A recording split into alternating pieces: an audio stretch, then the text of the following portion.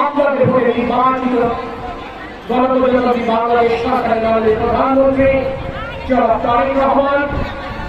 উপস্থিত, বিএনপি সংগ্রামী সভাপতি অ্যাডভোকেট শাহরিয়ার বাবু, মঞ্চে উপস্থিত মন্ত্রী পরিষদের সম্মানিত সদস্যবৃন্দ, যাদের মধ্যে রয়েছেন পানি সম্পদ মন্ত্রণালয়ের মাননীয় মন্ত্রী জনাব শহীদুদ্দিন চৌধুরী এমপি, একটু আগে বক্তব্য রাখলেন পানি সম্পদ মন্ত্রণালয়ের প্রতিমন্ত্রী জনাব ফরহাদ হোসেন আজাদ, মঞ্চে উপবিষ্ট বিএনপি জাতীয় নির্বাহী কমিটির সম্মানিত সদস্যবৃন্দ, পার্শ্ববর্তী বিভিন্ন জেলা থেকে আগত নেতৃবৃন্দ,